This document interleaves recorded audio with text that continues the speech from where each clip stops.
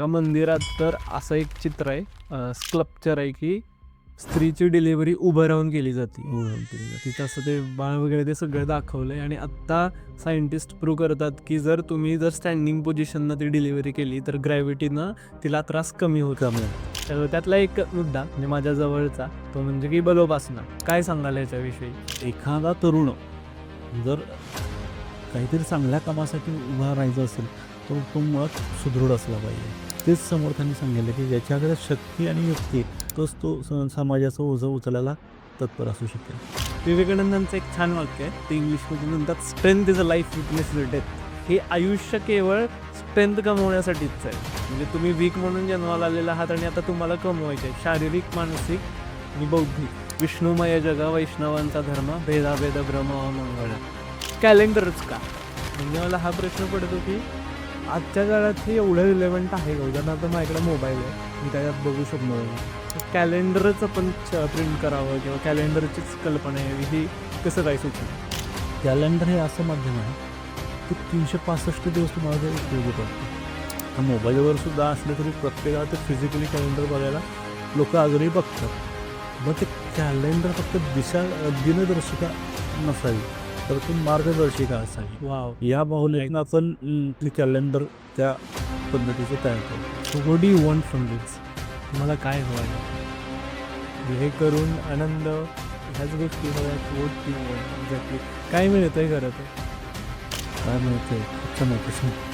मी ज्या समाजात जन्माला आलो त्या समाजाचं मी काहीतरी देणं लागतो.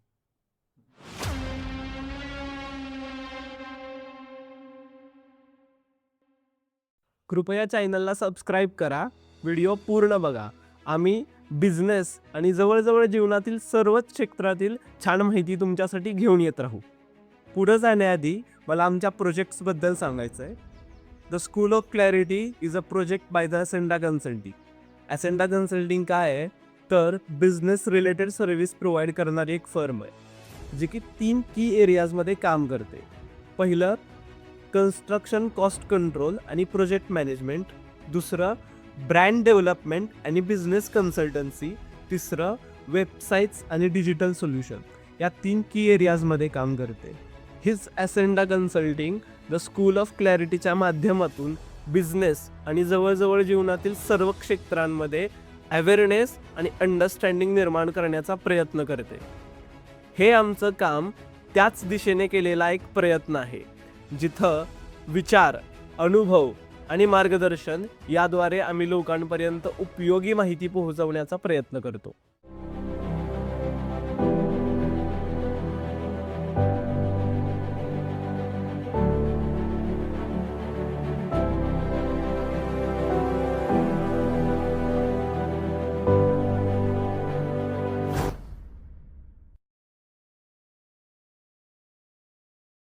नमस्कार सर.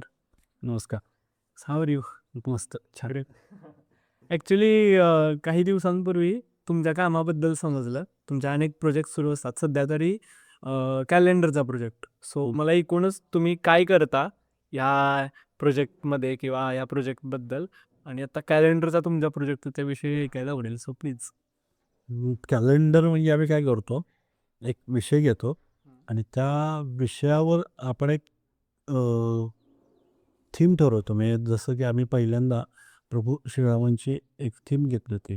श्रीरामांची ओळख काय आहे तर मर्यादा पुरुषोत्तम. ह्याचं अजून जर हे करायचं म्हणलं तर ते जी अनेक अँगल आहेत, म्हणजे आदर्श पुत्र आहे, आदर्श शिष्य, आदर्श बंधू, आदर्श मित्र, असे अनेक त्यांचे असे प्रभू श्रीरामांचे ॲस्पेक्ट आहेत.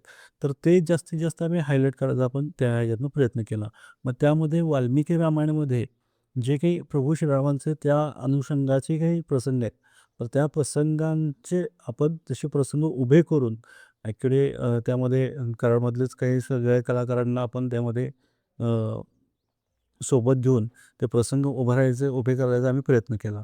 एक गणेश गायकवाड म्हणून आमचा मित्र आहे, की तो आता सध्या शेती करतो आणि पूर्वी त्या काळात MPSCची प्रिपरेशन करत होता. तर त्याला प्रभू श्रीरामांच्या भूमिकेत आम्ही हे केलं. सीता म्हणून आम्ही कल्याणी बोरकर आहे, तीसुद्धा ह्यामध्ये तिला आपण हे घेतलं होतं. आणि हे जे कराडमध्ये जेवढे काही कलाकार आहेत, या कलाकारांना एक चांगलं प्लॅटफॉर्म तयार करणं मिळवून उपलब्ध करून देणं, या पद्धतीनं आम्ही ते कॅलेंडरचं फोटोशूट केलं होतं. फोटोशूट करण्यामागची आमची भूमिका अशी होती की ॲनिमेशनसुद्धा आपल्याला करता आलं असतं किंवा कार्टून्सच्या माध्यमातून सुद्धा आपल्याला ते उभं करता आलं असतं. बरोबर. पण ह्या जनरेशनला कधीतरी आपलं कळावं की प्रभू श्रीराम हे आपल्या तुमच्या आमच्यासारखे हाडामासांचे होते.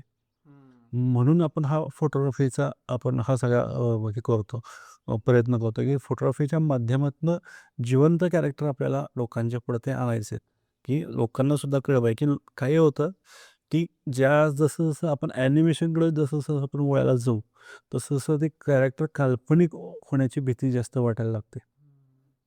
इव्हन आत्ताही आपण भारतीय इतिहासाकडे पाहिलं, रामायण किंवा महाभारत, लोक पुरावा मागतात, दिला तरी ते म्हणतात इट वॉज अ मायथॉलॉजी. म्हणजे खूप लोकांना त्यांना मिथच वाटते की it suppose to be happened, असं काहीतरी वाटतं की ते खरं तर मे बी घडलं असेल. त्याला अजून लोक इतिहास म्हणायलाच तयार नसतात. तो एक खूप आवडलं तुमचं ते ॲनिमेटेड दाखवण्याऐवजी की फोटोग्राफ करून दाखवणं, जेणेकरून yes it was a history and it happened really here only. कारण ते मायथॉलॉजी वाटण्यामागचे एक त्याचं कारण पण त्या पद्धतीचं आहे. कारण आपण आत्ता जे आपण स्वतःला एक विज्ञानवाद्याने आपण जेवढे आता प्रगत स्वतःला म्हणवतो, त्याहीपेक्षा ते जास्त प्रगत होते आणि त्याहीपेक्षा ते जास्त विज्ञानवादी होते. उदाहरणार्थ म्हणजे धृतराष्ट्र ज्यावेळी दरबारात बसायचे आणि संजय त्यांना कॉमेंट्री करायचा, की आत्ता रणांगणात काय चाललंय? हे आपण अनेक वर्षानंतर साधारण 1900 काळानंतर आपल्याला जसं टीव्ही वगैरे हे सगळे आपल्याकडे यायला लागले. त्यावेळी लोकांना कळायला लागले, की घरात बसून आपण क्रिकेटची मॅच अनेक अंतरावरची मॅच, क्रिकेट मॅचची मॅच घरात बसून बघू शकतो. पण हे त्या काळी सांगितलं होतं, की रणांगणात युद्धात काय चालू आहे, हे लाईव्ह कॉमेंटरी संजयनं धृतराष्ट्रानं केली होती. म्हणजे त्या काळचं विज्ञान किती प्रगत असेल, ह्याचा एक छोटंसं उदाहरण आहे. खरे. त्यामुळे ते लोकांना अजून ते पचनी पडत नाही, की ते खरं असं झालेलं आहे. असे तर अनेक आहेत गोष्टी, म्हणजे डिस्कस आहे. करायला गेलं तर इव्हन हिंदू मंदिरांमध्ये पण अनेक अशा गोष्टी येतात जिथं प्रॉपर विज्ञान दिसतं की यस, म्हणजे एका मंदिरात तर असं एक चित्र आहे, स्कल्पचर आहे की स्त्रीची डिलिव्हरी उभं राहून केली जाते. तिथं असं ते बाळ वगैरे ते सगळं दाखवलंय आणि आत्ता सायंटिस्ट प्रूव्ह करतात की जर तुम्ही जर स्टँडिंग पोझिशननं ती डिलिव्हरी केली तर ग्रॅव्हिटीनं तिला त्रास कमी होतो. कमी होतं. सो रिअली ते खऱ्या एका अर्थानं खूप छान सायन्स होतं. खूप शोधलं गेलं तर it wasn't myth, it was just science I would से. बरोबर. ग्रेट. अजून तुम्ही जे सांगितलं तुमच्यात येणारी 4थी दिनदर्शिका असणार आहे. सो पहिल्यापासून सांगा मला पहिली दिनदर्शिका कुठली होती? काय कसं? पहिली दिनदर्शिका जसं मगाशी उल्लेख केला, की प्रभू श्रीरामांची दिनदर्शिका होती. ती साधारण आम्ही 2020 साली नोव्हेंबरच्या महिन्यात आम्ही काहीतरी करायचं. परंतु एकतर कोविडचा एक काळ होता. दरम्यान 5 ऑगस्ट 2020 रोजी आपल्या देशाचे माननीय पंतप्रधान श्री नरेंद्र मोदी यांनी अयोध्येमध्ये त्याचा शिलान्यास केला होता. करेक्ट. मग शिलान्यासानंतर मंदिर उभारण्यासाठी निधी संकलन हा विषय संपूर्ण देशभरामधून सुरू होता. मग हे निधी संकलन ज्यावेळी सुरू होतं, त्यावेळी मी त्या निधी संकलनाच्यामध्ये काम करत होतो. मग जेव्हा हे पैसे लोकं देत होते, पैसे आपापल्या परीनं लोकं यामध्ये सहभागी होत होते. पण मी जेव्हा हे पैसे जेव्हा कलेक्ट करायचो, तर काय माझा काय सहभाग आहे, हे ज्यावेळी मी विचार करायला लागलो, तर मला जरा एक थोडं मनात फील झालं, की आपण सुद्धा ह्यामध्ये काहीतरी केलं पाहिजे. मग त्यामध्ये तर मी कलाकार आहे. कलाकार म्हणून अजून ते वेगळ्या पद्धतीनं आपण काय करू शकतो? हाही आम्ही एक विचार सुरू त्या त्या दरम्यान केला होता. कारण राम मंदिराचा इतिहास म्हणलं तर तो 500 वर्षांचा इतिहास आहे. करेक्ट. 500 वर्षापूर्वी त्या बाबरानं ती मशीद पाडली. मंदिर पाडून ती मशीद उभी केली. त्यानंतर आपण जे पारतंत्र्यात जायच्या पारतंत्र्यात हिंदू समाज संपूर्ण गेला, की आपली अस्मिताच त्या बाबरानं उद्ध्वस्त करून लावली. त्यानंतर 500 वर्ष त्याचा संघर्ष करून आज आपण 2020 मध्ये त्या मंदिर उभारणीसाठी आपण शिलान्यास झाल्यावर आपण कलाकार म्हणून काहीतरी केलं पाहिजे आणि हे करताना जो कोविडचा जो काळ होता तो म्हणजे त्या आठवत असेल तुम्हाला, की 2020-21 हे संपूर्ण कोविडमध्ये गेलेली 2 वर्ष होती. करेक्ट. मग ह्या कोविडच्या काळामध्ये लोकांच्यामध्ये एक चैतन्याचं वातावरण तयार होण्यासाठी काय करू शकतो? मग मी अशा एक पद्धतीने ठरवलं की मला फोटोग्राफी येते. तर मी काय करू शकतो, की आणखीन माझ्यासारखे आणखीन कलाकार गोळा केले, की ज्यांना कुणाला मुकुट करायला येतो, ज्यांना कुणाला मोत्यांच्या माळा करायला येतात, ज्यांना कुणाला ते कॅरेक्टर म्हणून आपण उभं करू शकतो. अशा प्रसंगी जसं मगाशी म्हणलं, की रामाचे वेगवेगळे गुण, तसे आदर्श गुण, त्या गुणावर आपण ते प्रसंग उभे करून त्याचं फोटोशूट केलं आणि त्या माध्यमातून ती कॅलेंडरची विक्रीसुद्धा ती केली त्या ह्याच्यात. आणि त्यातून जो आम्हाला काही नफा उरला, तर साधारण त्यातून ₹2,00,000 आपण रामाच्या अयोध्येच्या मंदिरासाठी, निर्मितीसाठी आपण तिथंच ₹2,00,000 अर्पण केले. म्हणजे एकतर लोकांच्यामध्ये घराघरात राम पोहोचला. आमच्या कलेच्या माध्यमातून ₹2,00,000 अयोध्येमध्ये आम्ही अर्पण करू शकलो. त्यानंतर आम्ही देशाला 75 वर्ष पूर्ण झाली. देशाच्या स्वातंत्र्याला 75 वर्ष पूर्ण झाली. म्हणून आम्ही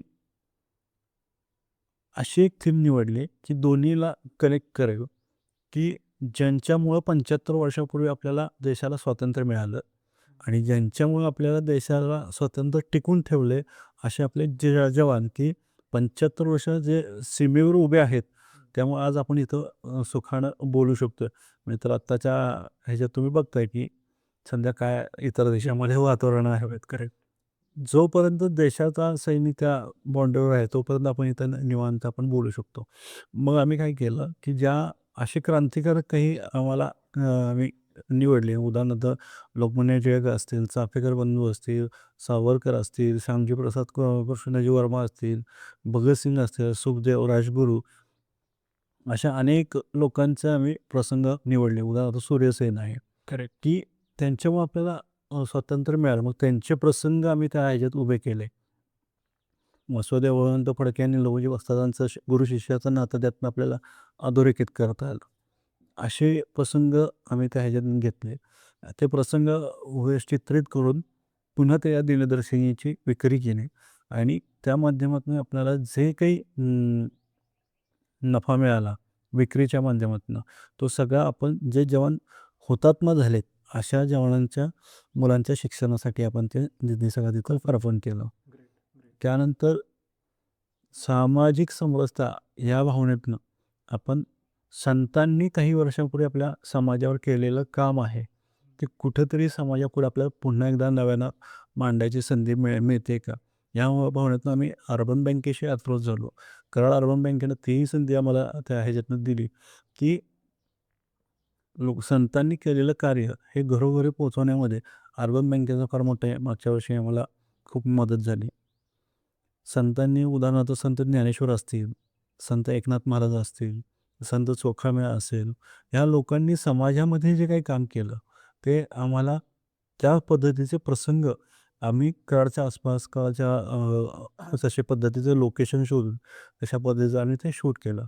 आणि यावर्षी आम्ही आता समर्थ रामदासांनी जे केलेलं कार्य आहे, ते आम्ही 13 प्रसंगामध्ये यावर्षीच्या दिनदर्शिकेच्या माध्यमातून समाजापुढे मांडतोय. ग्रेट. ह्या वर्षी समर्थ रामदासच का? म्हणजे आत्तापर्यंत तुमचं कलेक्टिव्ह काम होतं. म्हणजे श्रीराम झाले, त्यानंतर क्रांतिकारक झाले, त्यानंतर तुम्ही म्हणलात ते संत झाले सगळे. मग समर्थ रामदास स्पेसिफिकली हे कुठून सुचलं किंवा हे आत्ता काम म्हणजे समर्थ रामदास? आत्ता का असं काही आम्ही पर्पजली या काळाची सुसंगत आता ह्या ह्याच्यात आपण हे केलेलं नाही आहे. फक्त समर्थांचं कार्य जे काय आहे, जे 300 वर्षापूर्वी समर्थांनी जे काही काम केलं आहे, साधारण ते कधीतरी समाजापुढं आणलं गेलं पाहिजे. या भावनेतनं आम्ही हे काम प्रयत्न करतोय. कॅलेंडर समाजापुढे मांडतोय, की उदाहरणार्थ समर्थांनी मशामहार नावाच्या किस्माला स्वतःचं शिष्य म्हणून स्वीकारलं. हे तो काळसुद्धा अगदी जातीपातीमध्ये अडकलेला समाज आजही आपण आहे. तर तो काळ त्याच्यापेक्षा जास्त कठीण होता या सगळ्या गोष्टींसाठी. त्या काळातसुद्धा समाजामध्ये समर्थांनी माशा नावाच्या माणसाला स्वतःचं शिष्य म्हणून घेतलं आणि त्या येवलेकर गुरुजींशी वेदांवर चर्चा करण्यासाठी पाठवलं. ही खूप मोठी गोष्ट आहे. ग्रेट. त्यानंतर आज एखादी स्त्री विधवा झाल्यावर समाजात त्या काळात समाजाचं तिला एक बाजूलाच समाजापासून करण्याचं काम तो काळाचा समाज करत होता. परंतु वेण्णा नावाच्या स्त्रीला त्यांनी स्वतःचा शिष्य म्हणून घेतलंच. त्यानंतर त्यांना त्या कीर्तनाचा अधिकार असलेली पहिली स्त्री महिला जगामध्ये. ग्रेट. ही समर्थांनी उभी केली आणि त्यांना मठाधिपती म्हणून मिरजेला त्यांना तो मठ त्यांना सांभाळायला दिला. हे समर्थांनी त्या काळात केलेलं स्त्रियांच्या बद्दल असू दे, अनेक समाजातील घटकांच्या सोबत असू देत आणि समर्थांनी जर देश चालवायचा असेल तर तुम्हाला शक्तीची उपासना केली पाहिजे. म्हणून त्यांनी हनुमानाची उपासना केली. त्या हनुमानाची नुसती उपासना नाही केली तर त्यासारखं शरीर आपल्याला घडवलं पाहिजे. हे त्या काळात सांगले. जर परकीय आक्रमण आपल्याला जर परतवायचे असेल तर तुम्ही मनानं, शरीरानं तुम्ही सुदृढ झाला पाहिजे. त्यावेळेसच तुम्ही देश स्वतः सांभाळू शकता. स्वतःच्या मनगटीच्या ताकदीवर तुम्ही हा स्वतःचा देश स्वतः सांभाळू शकता. हे समर्थांनी त्यावेळी लोकांच्या पुढं मांडलेलं आहे. म्हणजे आज आपण बघतोय की आता मला फार युद्धातनं काही माहीत नाही.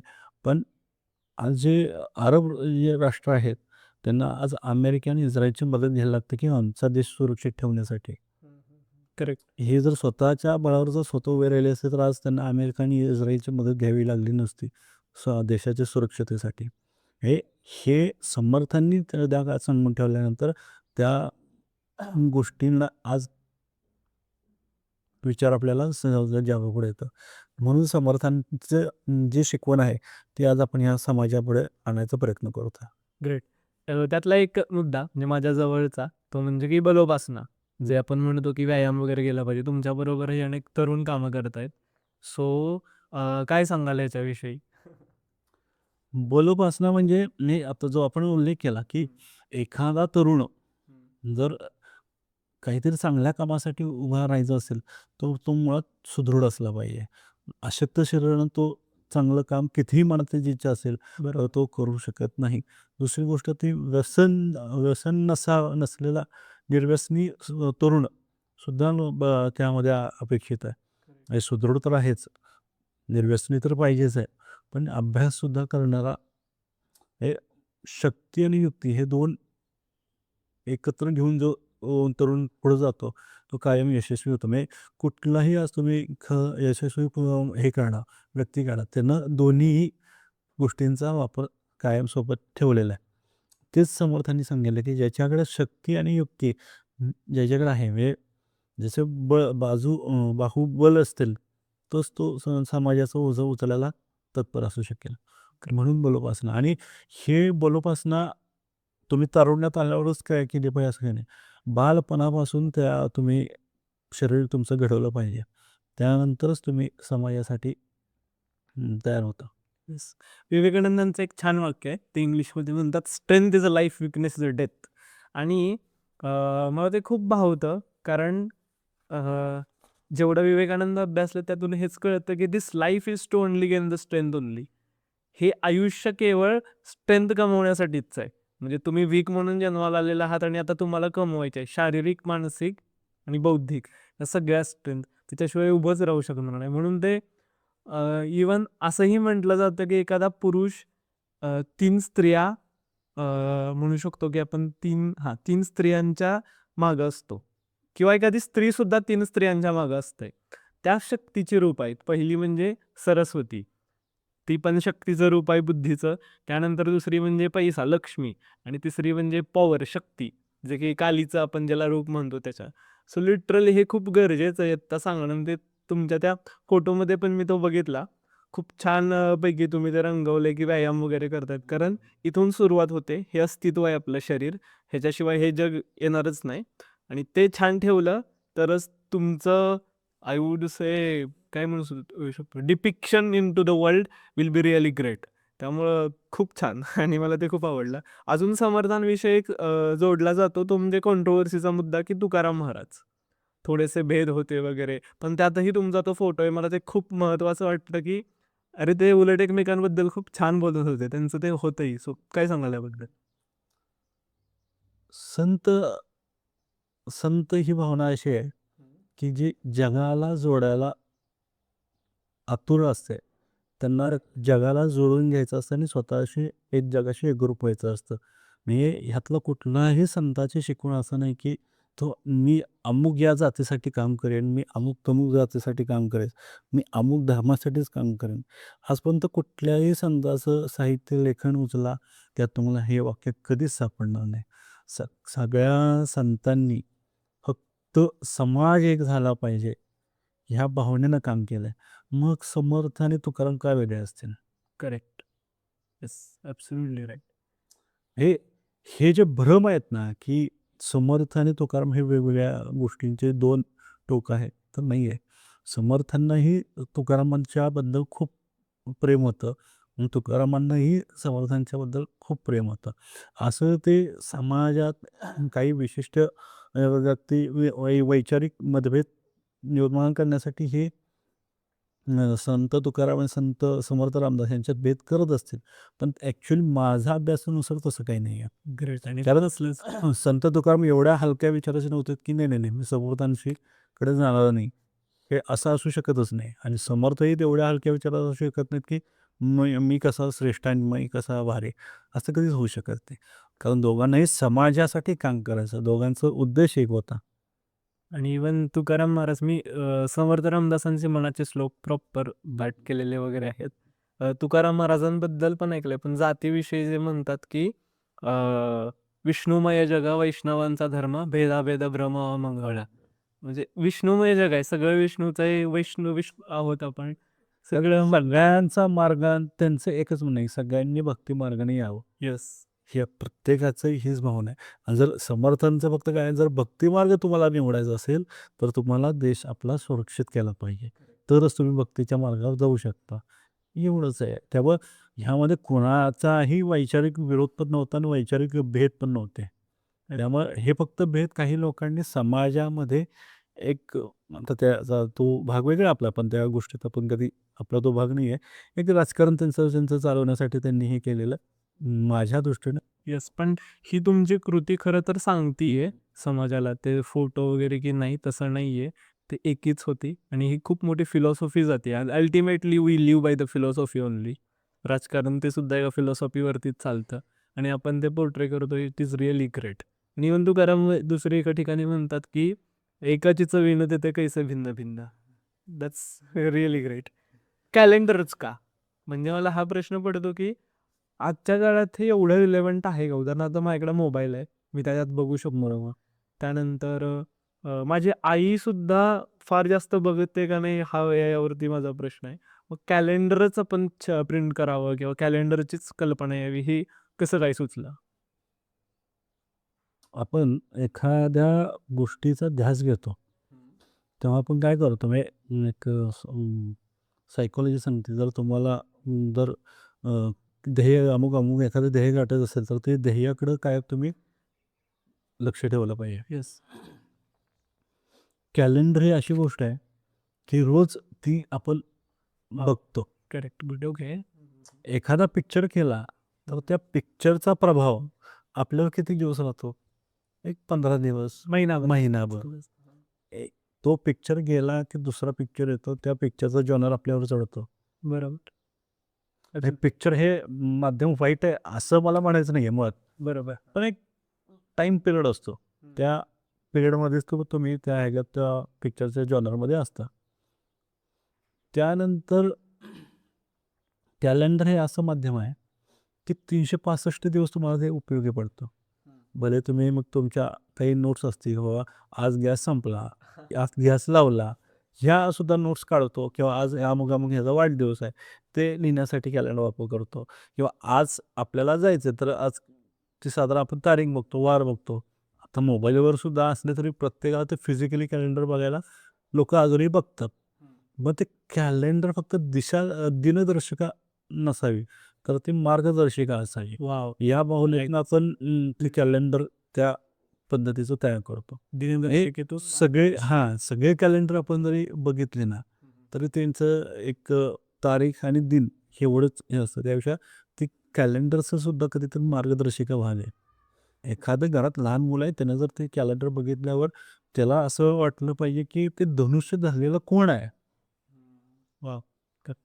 ज्यावेळी त्याला प्रश्न पडेल तेव्हा त्याची आई त्याला उत्तर देईल किंवा हे प्रभू श्रीराम आहेत, हा दशमुखी रावण आहे, ही सीतामाई आहे किंवा हे लोकमान्य टिळक आहेत. म्हणजे अशा पद्धतीचे ज्यावेळी लहान मुलांना हे जर 24 तास जर 365 दिवस जर त्या भिंतीवर काहीतरी दिसत असेल, म्हणजे उदाहरणार्थ तुम्ही लहानपणी पाहिलेले श्रीकृष्ण आजही तुम्हाला आठवले की मला कुठेतरी भारी वाटतं की नाही नाही आम्ही ते श्रीकृष्ण सिरियल बघितलेली आहे, नाही मी तो मोगले बघितलेला आहे हे किंवा मी ते रामायण बघितलेलं आहे. ते आजच्या काळाच्या लहान मुलाला जर ते भिंतीवर दिसलं तर ते कायमस्वरूपी त्या लक्षात राहतं की मी हे कॅलेंडर टाळलेलं आहे आणि तो कॅलेंडर म्हणजे त्या मुलासाठी आयुष्याचा मार्गक्रमण करणारी एक दर्शिका असेल. म्हणून ते आपण दिनदर्शिका ते मार्गदर्शिका असं आपण त्याला म्हणतो. खूपच छान. मला ते आवडलं. दिनदर्शिका ते मार्गदर्शिका.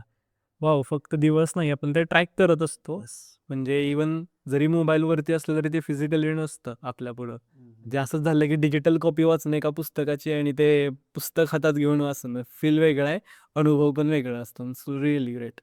तुम्ही तुमच्या कॅलेंडरमध्ये मराठी महिने किंवा भारतीय महिने वापरलेत. चैत्र, वैशाख, ज्येष्ठ, आषाढ वगैरे.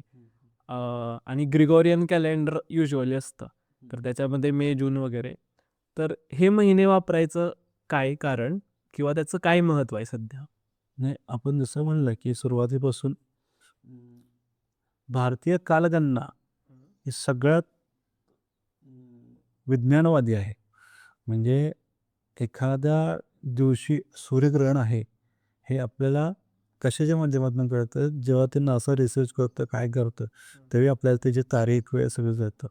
पण भारतीय कालगणनेमध्ये आजही तुम्ही कुठलंही पंचांग उचलून घ्या की तो पुढच्या भविष्यातील सूर्यग्रहण असेल, चंद्रग्रहण असेल, त्याची तारीख वेळ लोकेशन आज त्याची उपलब्ध आहे आपल्याकडे. हे भारतीय कालगणना फार अपग्रेड आहे. मग ती सुद्धा कधीतरी लोकांसाठी माहितीसाठी व्हावी म्हणून आपण त्याचा जरा जास्त अट्टास करतो.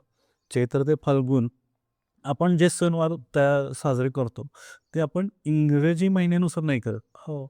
आपण जे सणवार साजरे करतो ते फक्त आणि फक्त आपल्या मराठी महिन्यानुसारच करतो. मग ती कालगणना का लोकांच्या समोर असू नये? करेक्ट. येस. Absolutely right. बरोबर. वैशाख शुद्ध द्वितीया ही शिवजन्मतिथी असेल तर ती मी त्या तिथीनं करणार ना, मी त्या ह्यानं नाही करणार. ह्या पद्धतीनं आम्ही भारतीय कालगणनेचा आम्ही जास्तीत जास्त वापर व्हावा लोकांच्यामध्ये आणि ती कालगणना सुद्धा लोकांना समजावी या काळात म्हणून आपण त्या पद्धतीनं हे करतोय. तिथी काय असतं? म्हणजे मला हा प्रश्न आहे. तिथी नेमकं काय असतं? तिथी म्हणजे मराठी तारीख. ओके. म्हणजे तिथी. आज समजा आज तारीख अमुक अमुक अशी आपण पकडू की आज 15 तारीख आहे आज 15/3/26. 15 मार्च हां. 26. तर ते आज माझी मराठी तिथी असेल माझ्या ते फाल्गुन आज एकादशी आहे. आज फाल्गुनमधली शुद्ध एकादशी. म्हणजे कृष्ण पक्ष आणि शुक्ल पक्ष हे 2 वेगवेगळे येतात. आज एकादशी आहे फाल्गुनमधली. म्हणजे हे मापन आहे. आपल्याला 15 दिवसांचा हे येतो. म्हणजे मोजणी येते. हां. म्हणजे प्रथम द्वितीया, तृतीया, चतुर्थी, मग एकादशी, द्वादशी, त्रयोदशी, चतुर्दशी, मग अमावस्या किंवा पौर्णिमा 2 पैकी कुठलातरी दिवस. हे 15-15 दिवसांचे आपल्याकडे कालमापन आहे. हे जसे महिना येतो ना, तसे प्रत्येक महिन्यामध्ये हे 2 कालमापन येतात. तसं आहे. ॲक्च्युली भारतीय महिने लोकांना आपले वाटावेसे म्हणजे तुम्ही म्हटलात की आपण साजरे करतो. जे काही सण असतील, उत्सव असतील आपले गुढीपाडव्यापासून सुरू होते. मग अजून आपले वाटावेत ह्याच्यासाठी काय करू शकतो आपण? तुम्ही कॅलेंडर करतात किंवा अजून त्याचं जागृती केली पाहिजे का? किंवा ते आजच्या काळामध्ये संपूर्ण भारतानं स्वीकारलं पाहिजे का? स्वीकारलं पाहिजेच आहे. म्हणजे नो डाऊट. म्हणजे येस. आपण ज्या काळाच्या आपण ज्या संस्कृतीतनं पुढे चाललोय, तर ते स्वीकारलंच पाहिजे आपल्याला. येस. फक्त आता काय आहे, जागतिकीकरणामुळं आपल्याला काही गोष्टी त्या मागं ठेवून जगाच्या सोबत सुद्धा आपल्याला पुढे जावं लागतं. बरोबर. एक त्यामध्ये पण आपण आपली संस्कृती विसरता कामा नये. आज माझी तिथी माहिती असली पाहिजे, आजच्या तिथीला काय आहे? हा प्रत्येकाने एवढा जरी अभ्यास केला ना, की मला आज तारखेसोबत माझी आजची तिथी काय आहे? एवढी जरी कळली ना, तरी पुष्कळ आहे. कारण ग्रामीण भागात आजही लोकांना माहिती आहे. हो, हो, हो. म्हणजे जी जानेवारी, मार्च, मे, हं. चैत्र, वैशाखेच शहरी भागात आपण शहरीकरणाच्या भागात किंवा जागतिकीकरणाच्या फेऱ्यात अडकल्यामुळे आपल्याला तारखेनुसार आपल्याला काम करावं लागतं. बरोबर. पण मी असा सुचवीन प्रत्येकाला मी आजच्या दिवसाची तारीखसुद्धा बघेन आणि तिथीसुद्धा बघेन. ओके. That's great. ॲटलीस्ट आपण पर्सनल लेव्हलला एवढं तरी करू शकतो. नक्की. हे एकूण काम करताना तुम्हाला असं वाटतं का कुठेतरी, की भारतीय त्यांची संस्कृती विसरत चाललेत आणि थोडंसं लांब चाललेत अनेक गोष्टींच्या थ्रू? हे तुमचं एकूण काम करताना, कारण हे रिलेटेड टू संस्कृतीचं आहे. कारण जिथं तारखा मोजल्या जातात, तिथी वगैरे मोजल्या जातात, ही गोष्ट मला वाटतं संस्कृतीमध्येच येते फक्त. सो काय आहे, हिंदू संस्कृती ही प्रचंड प्रगल्भ असलेली संस्कृती आहे. येस. हे ब्रिटिशांना जास्त लवकर कळालं बरोबर. आणि ही संस्कृती मारण्यामध्ये अनेक लोकांनी हातभार लावला. आणि उदाहरणार्थ आता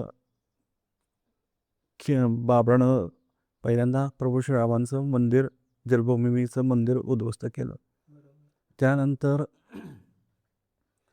नालंदा युनिव्हर्सिटी आहे, ती 3 महिने जळत होती. बाहेर खिलजीने ती जाळली. हां. त्या तर ती एवढं त्यात साहित्य समृद्ध होतं आपल्या संस्कृतीचं.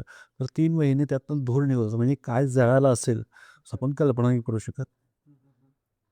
तरीसुद्धा आपली लोकं एकमेकांना धरून होती. बरोबर. मग ह्याचा अभ्यास जास्त ब्रिटिशांनी केला आणि मेकॉले नावाचा संस्कृतीवरचा एक राक्षस आपल्यावर घाला घातला त्यानं. आणि त्याने शिक्षण पद्धतीत सगळे बदलून टाकले. बरोबर. हे आज आपण काशीचे घाट बघतो किंवा अनेक घाट बघतो.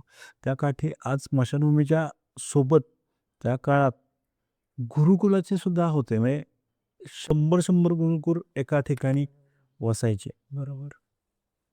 हे ज्या काही गोष्टींमधनं आपण हळूहळू बाहेर पडायला लागलो, तेव्हापासून आपण संस्कृती आणि आपण आता जे जगणं ह्याशी आपण संबंध दूर व्हायला लागलेत. तुटलेत असं मी म्हणणार नाहीत. फक्त आपण दूर निघालोय. पण ते भविष्यात कधी ना कधीतरी आपण परत त्याच संस्कृतीवर येणार. म्हणजे कोविडमध्ये माणसांनी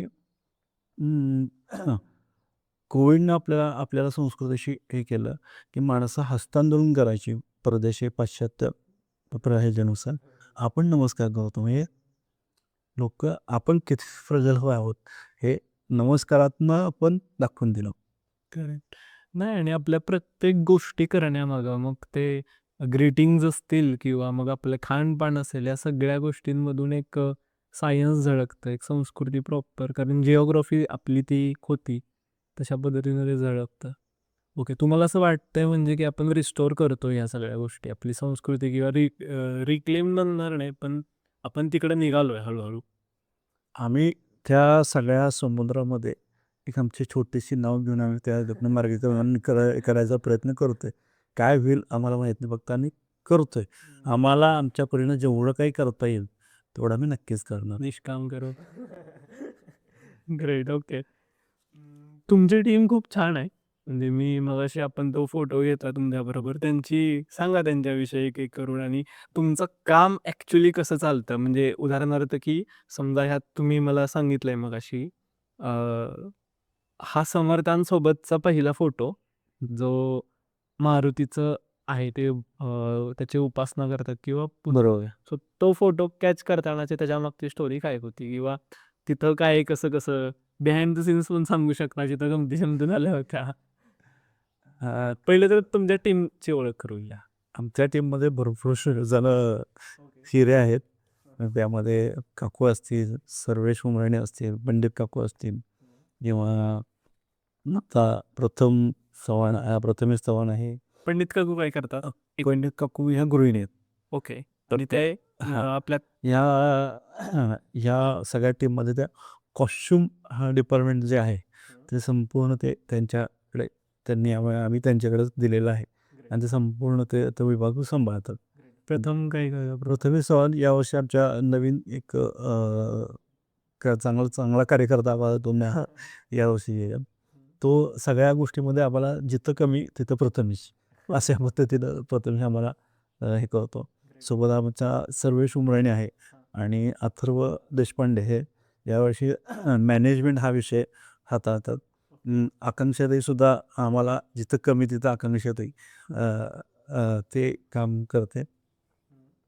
आणि भरपूर जण यामध्ये ओंकार पाटील आहे की ज्यामध्ये रामाची मूर्ती त्यानं छान उत्तम तयार केलेली आहे ओंकार पाटीलनं. हे असे वेगवेगळे जे काही आहे आता राजेंद्र व्यासकर आहे की त्यानं फोटो एडिटिंगचं काम चांगलं केलं आहे. गणेश सावंत आहे की त्यानं मेकअपचं काम चांगलं केलं आहे. हे असे वेगवेगळे जे काही आहेत सगळे आणि ह्यातला कुठलाही प्रोफेशनल कलाकार नाही की जो पूर्ण त्याचं फक्त प्रोफेशनच ते आहे की काकू तर गृहिणी आहेत. प्रथमेश आमचा हा दुकान चालवणार आहे. सर्वेश हा आमचा एका कंपनीत नोकरी करतो. अथर्व पण एका कंपनीत नोकरी करतो. यातला कुठलाही प्रोफेशनल कलाकार नाही की जो पूर्ण वेळ त्यात काम करतो. कॅलेंडरसाठी त्यांनी स्वतःला तसं मोल्ड करून घेतलं आहे. स्वतःला तसं शिक्षित करून घेतलं आणि त्या पद्धतीनं ते काम करतात. मेकअप गणेश सावंत गणेश ते सावंत आहे ते करतात. खूप छान. आणि ते म्हटलंस टेक्निकॅलिटीची एक फोटो कशा पद्धतीनं छान साकारला जातो, just I want to no.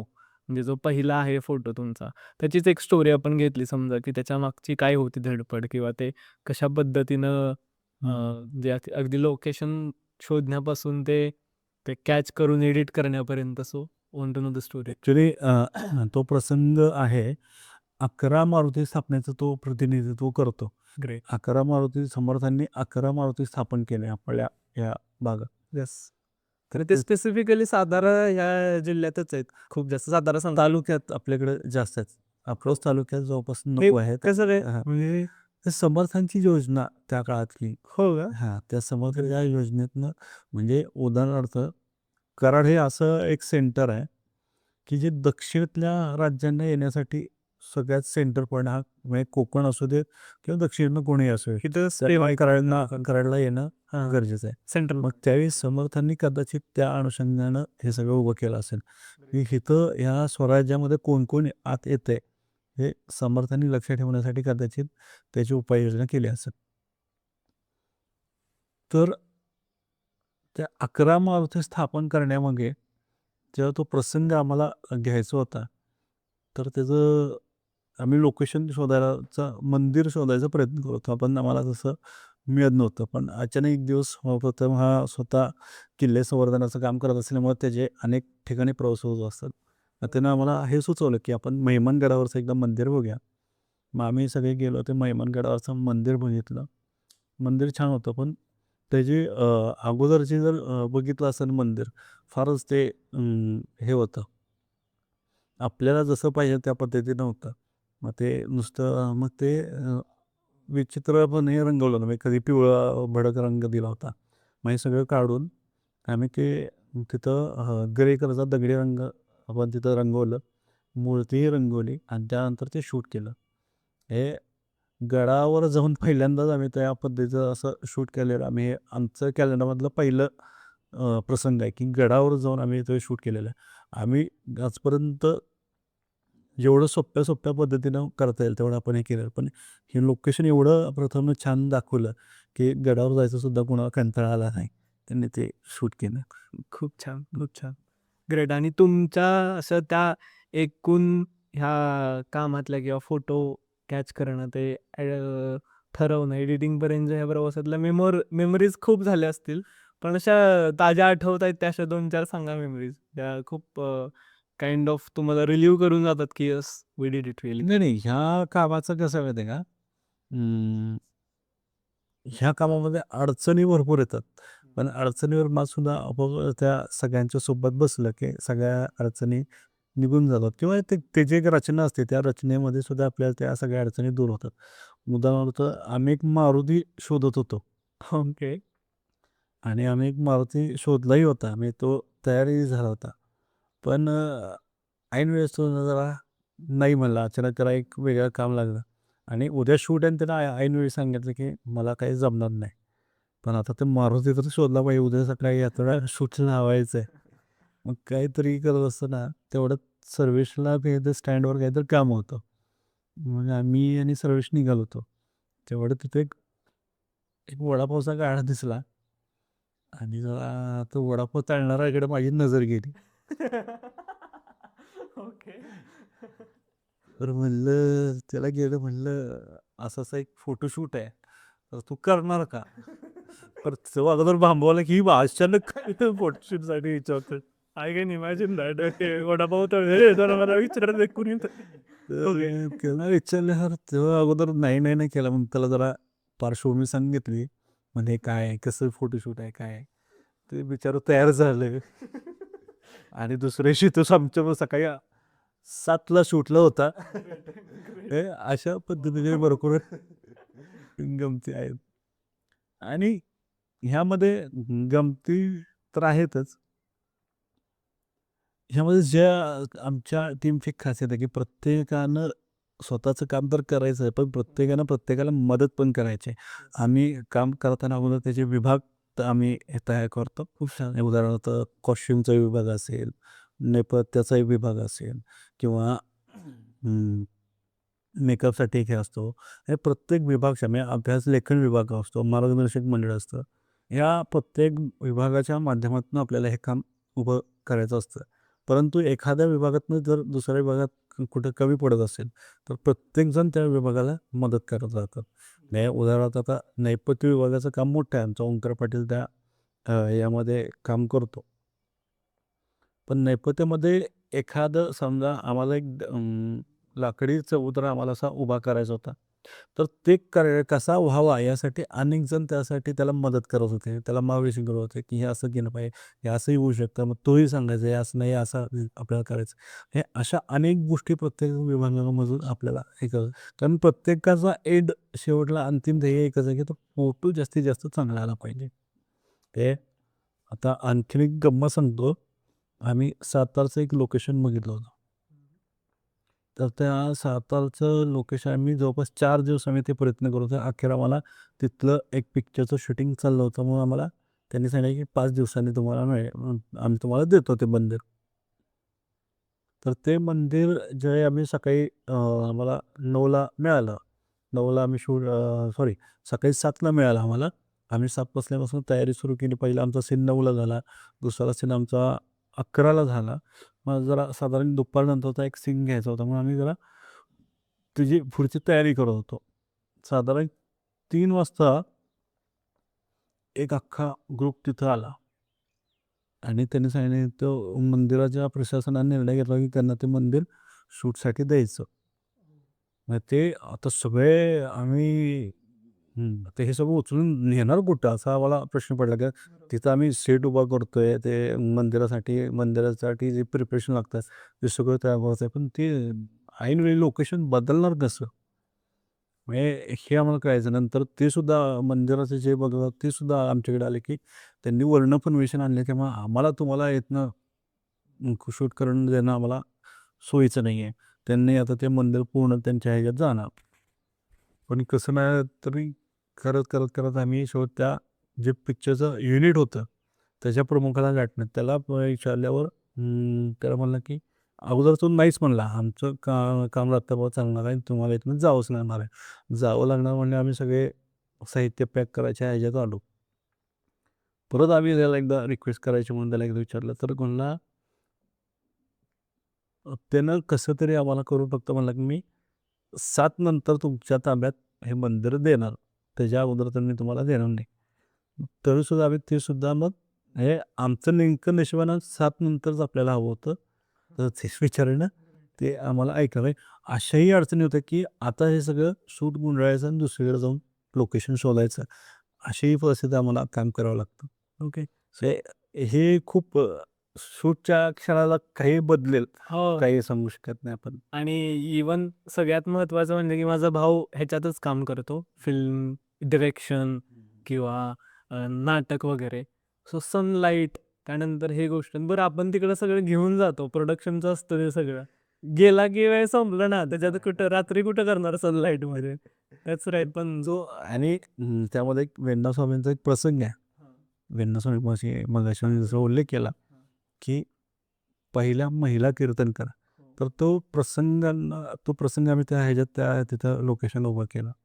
तर त्यात सुद्धा आम्हाला कीर्तनाच्या पुढं जी माणसं लागतात ती आम्हाला कमी पडत होती. ओके मग जरा सगळ्या अथर्व आणि आमचा ऋषिकेश गोसावी म्हणून आमचा टीम मेंबर आहे. तर त्या दोघांना सांगितलं की मला अशी माणसं कमी पडतात, आपल्याला ती माणसं उपलब्ध करायची. बरोबर तर ते मंदिरात जे दर्शन घ्यायला आली होती ना, त्यांना बाजूला घ्यायला सुरुवात केली. की इथे इथं असं शूट चाललंय, तुम्हाला फक्त तिथं बसायचं आहे. तर ते लोकांना कन्व्हिन्स करता करता करता शेवट आम्हाला रात्री तो सीन घ्यायला आम्हाला 10 वाजले. पण काही लोक तयार झाली पण. आणि मग त्यामध्ये 2 बायका आल्या त्या बाळाला घेऊन हे जे दर्शन करायला आले, त्यांना सुद्धा आम्ही तिथं आमचे कपडे काढून त्यांना बसवलं. परत आम्ही जिथं प्रवास करणार होतो, म्हणजे गाडी घेतली ती, तर त्याचा ड्रायव्हर सुद्धा समजा तुम्हाला यायला पाहिजे.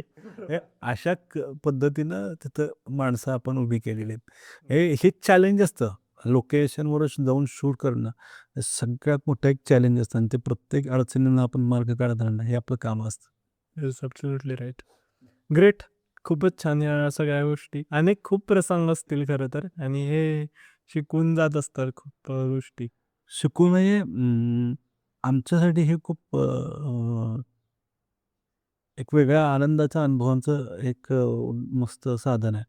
म्हणजे ज्यांना एखादी मूड ऑफ कॉल झाला असेल ना, तर त्या गोष्टी आपण आठवल्या ना शूटच्या, करेक्ट की मूड एकदम फ्रेश होऊन जातं. हे प्रचंड अडचणी येतात. म्हणजे आम्ही जी समर्थांसाठी जी दाढी-मिशी मागवली होती आणि आमचं शेड्यूल लागलं होतं. तर ती शेड्यूल ज्या दिवशी लावलं, त्या दिवशी ती दाढी आलीच नाही. म्हणजे सगळं उभं केलेलं त्या दिवशी ठप्पच झालं. मग दुसऱ्या दिवशी आम्हाला ते प्लॅन करावं लागलं. हे असे सुद्धा आम्हाला काही अडचणी येतात. फक्त हे काय आहे, आनंद आहे कामाचा, तो आम्ही मस्तपैकी एन्जॉय करत राहतो. That's that's great that's so great पुढची काय आता योजना आहेत तुमच्या ह्या कामाबद्दल तर खूपच छान करतायत बट अजून काय कल्पना किंवा what is your vision towards this अजून काय असणार अजून काही योजना आखलेली नाही. अजून ह्यातनं जाऊन मी हे करतोय, बाहेर पडतोय. अजून काही योजना आखलेली नाही. पण जे करायचं तर ते समाजासाठीच करायचं आणि समाजाला त्याला काहीतरी चांगला अ, जसं मगाशी म्हणलं, की ती दिनदर्शिका नसावी, ती मार्गदर्शिका असावी. या भावनेतूनच हे काम परत पुढं उभं करायचं. हेच आमचं ठरलेलं आहे. Great so what do you want from this तुम्हाला काय हवं आहे ह्यातून म्हणजे हे करून आनंद ह्याच गोष्टी हव्यात what do you want exactly काय मिळतंय खरं तर म्हणजे लिटरली लोक खूप काम खूप थोडंसं काम करून म्हणजे आठवड्याला एक कन्सिडर करा 30 तास काम करून 15 लाख रुपये मिळवूनही दुःखी असतात खूप वेळा तुम्ही हे काइंड ऑफ एवढं सगळं जुळवून ते करायचं सो कशासाठी म्हणजे काय मिळतंय तुम्हाला नेमकं हे करून काय माहिती खूप चांगला प्रश्न आहे. कधीच विचार केला नव्हता. मोटिवेशन काय आहे ह्याचं हे पर्सनली तुम्ही हे का करत आहे हे जुळवून आणणं वगैरे म्हणजे साधी गोष्ट आहे की तुम्ही फोटोग्राफर आहात छानपैकी तुम्ही कमवू शकला असता वेळ द्यायची ही तरी काही गरज नव्हती एखादं कुठेतरी शूट केला असता ते पैसे मिळाले असते तुमचं काहीतरी झालं असतं so why do do that मी ज्या समाजात जन्माला आलो, त्या समाजाचं मी काहीतरी देणं लागतो. मी मोठं होताना सुद्धा समाजाचा ह्यामध्ये कुठेतरी एक रोल होता. त्यामुळेच मी मोठा झालो. करेक्ट बरोबर मग मी समाजासाठी काय केलं हे जेव्हा मी स्वतःला कधीतरी विचारतो ना, तेव्हा मी काहीच केलेलं नसतं. ओके म्हणजे आज मी कॅलेंडर काढलं. त्याचं काय होतंय हा आजपर्यंत मी कधी नाही विचार केला. पण त्या कॅलेंडरचा एक फोटो जरी एका लहान मुलाच्या लक्षात राहिला आणि तो ते फोटो घेऊन मोठा जर झाला, तरी माझं कॅलेंडर यशस्वी आहे. माझ्या कॅलेंडरमधनं एक सूर्यसेन नावाचा क्रांतिकारक लोकांच्यापर्यंत पोहोचला, तरी ते माझ्यासाठी एक सक्सेस आहे. कारण सुरेश सेन हा असा एक क्रांतिकारक झाला या देशामध्ये. 1930 साली सुरेश सेन नावाचा एक शिक्षक काम करत होता. त्याला आपण पारतंत्र्यात आहोत याची फार चीड होती. त्याला मोठी माणसं मदत फार करत नव्हती, कारण इंग्रजांच्या विरुद्ध कोण आवाज उठवणार. मग त्यानं ती स्वतः जो शिक्षक असल्यामुळे त्याच्यासोबत जी लहान लहान मुलं होती त्या मुलांना घेऊन त्यांना ते गाव त्यानं पहिल्यांदा पोलीस ठाणे लुटलं काय पोलीस ठाण्यात, तर बंदूक आणि गोळ्या या लहान मुलांना घेऊन त्यानं लुटल्या. आणि त्यानं ते इंग्रजांच्या बरोबर 50 मुलांना घेऊन युद्ध केलं. चितगाव बरोबर. तर ते 5 दिवसांसाठी का होईना त्या ब्रिटिशांच्या ह्याच्यातनं ते मुक्त झालेलं पहिला गाव होतं. वेस्ट बेंगॉल वेस्ट बेंगॉल पश्चिम बंगाल. पण त्या सुरसेनचा अंत एवढा वाईट होता की ज्याप्रमाणे संभाजी महाराजांची हत्या झाली त्याप्रमाणेच त्या सुरसेनला अंगावरचे सालटे काढून मारला. म्हणजे साधी गोष्ट आहे, समाजातला एक शिक्षक देशाच्या स्वातंत्र्यासाठी लहान मुलांना जर घेऊन एखादा लढत असेल आणि त्याचा मी प्रसंग जर शूट केलेला असेल आणि तो जर एखाद्या व्यक्तीपर्यंत पोहोचू दे. मी 10,000 कॅलेंडर छापले, 10,000 पर्यंत नाही पोहोचू झाले, पण एखाद्या व्यक्तीपर्यंत जर पोहोचला आणि त्याचा तो लक्षात राहिला ना, हे माझं काम सक्सेस आहे. मला ह्यातनं फार मोठा काय पैसे मिळवायचे आहेत, मला ह्यातनं फार मोठं नाव मिळवायचं नाही.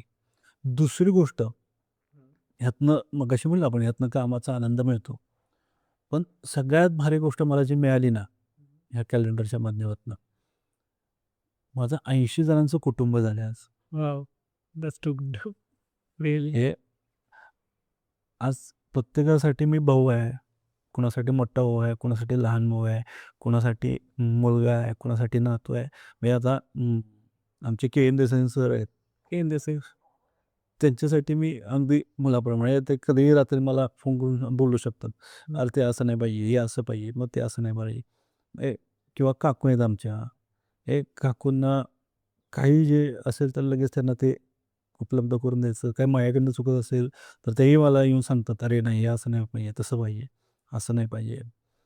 किंवा एखादी गोष्ट करताना जे टीम बिल्डिंग म्हणतो, हे एक फोटो काढायचं, कल्पेश पाडसकरचं एकट्याचं डोकं नसतं, 80 जणांचं त्याचं डोकं लागलेलं असतं. त्यामुळेच हे फोटो जास्तीत जास्त चांगले यायचं कारण हे आहे की सगळ्यांचे प्रयत्न तिथं लागतं. म्हणजे आत्ता मी इथं बोलणारा जरी एकटा असलो ना, तर हे 80 जणांचे शब्द आहेत, त्यातनं आपल्या माझ्या तोंडातनं बाहेर पडतात, बाकी काही नाही. नक्कीच. सो तुमचा हा प्रोजेक्ट आणि येणारे झालेले खरं तर सगळे प्रोजेक्ट आणि येणारे भविष्यातले अनेक प्रोजेक्ट, आत्ता हे घालतोय समर्थांची दिनदर्शिका, त्यांच्याविषयी सगळे प्रसंग वगैरे उभे केलेत. खूपच छान. ते सगळं यशस्वी होणारच आहे, कारण ultimately you are doing it for, I would say, त्यात काही स्वार्थ नाही आहे. ते खूप लोकांच्या मे बी ते इवन तुम्ही जे म्हणून दाखवलं की एकाला जरी कळलं तरी ते फ्रुटफुल असणार आहे. येस. रिअली. सो ते 100% फ्रुटफुल असणारच आहे. आणि खूप छान. तुमच्या सगळ्या कार्याला शुभेच्छा आणि अभिनंदन. थँक्यू. धन्यवाद. आणि हा इथं वेळ दिला त्याबद्दल नाही खूप थँक्स फॉर मला युअर टाइम. खरं तर आज तुम्ही आम्हाला ह्या माध्यमातून आम्ही तुमच्या चॅनलच्या माध्यमातून तुम्ही आम्हाला बोलवलं, तेच खरं मोठी गोष्ट आहे की आम्हाला आमचे विचार मांडायला कुठेतरी संधी दिली, त्याबद्दल तुमचंही धन्यवाद. नाही, इट्स आर कम्प्लिटली प्लेजर, कारण तुमचं काम खरंच छान आहे. खूप आय वुड से मोठाही म्हणतोय, कारण माझ्या दृष्टीनं ते ऐकलं मग आजपासून ते team building and all, it's completely I would से त्याला खूप मेहनत किंवा सटकतं ना ती, ओके घेऊन गेलोय आणि ते नाहीच मिळणार आहे, किंवा वडापाववाल्याला तुम्ही हनुमान केला, ही गोष्ट किती ग्रेट आहे, खूप मोठी आहे गोष्ट करत पण. सो पहिल्या कॅलेंडरची गंमत सांगतो. हां. पहिल्या कॅलेंडरला माझ्याकडे त्या दरम्यान अगोदर एक माणूस येऊन गेला होता, त्याचा मी आयडेंटिटी फोटो काढला होता आणि झालं तो कोण आहे काय आहे ते रे, आपल्याला जास्त चौकशी म्हणून आपल्याला ते विचारले नाही का, तर ती दाढी पांढरी शुभ्र होती, मला ती आवडली. एकदम फिगर आवडते आपल्याला. बरोबर. तशी मला ते दाढी वगैरे आवडली. मग मी आपलं त्याला विचारलं, "काय, कोण, कुठं कुठं राहता?" त्याने उत्तर सांगितलं, "मी नगरपालिकेपाशी राहतो." नंतर ते झालं म्हणजे तो सीन संपला. कट टू कॅलेंडरच्या कामाला आम्ही सुरू झालं. मग ते वाल्मिकींना कॅरेक्टर शोधायचं होतं वाल्मिकी. ओके. ते आमच्याकडे एवढे हे नव्हतं की आम्ही तयार आणू किंवा तयार करू. आमच्याकडे तेवढं हे नव्हतं. पहिलंच कॅलेंडर होतं. मग सर्वेश आणि आमच्याकडं एक अमित तिडके म्हणून एक मित्र आहे.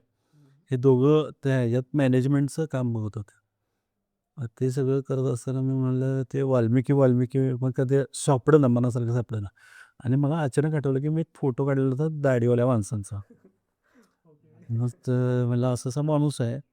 मग ते म्हणली कुठे शोधायचा? म्हणलं नगरपालिकेपाशी राहतो. मग म्हणलं त्याचा फोटो दे. मग त्यांना ते WhatsAppला फोटो दिला आम्ही आयडेंटिटी काढलेला. आणि ते नगरपालिकेपाशी सकाळीपासून फिरतायत. मग तो माणूस काय सापडत.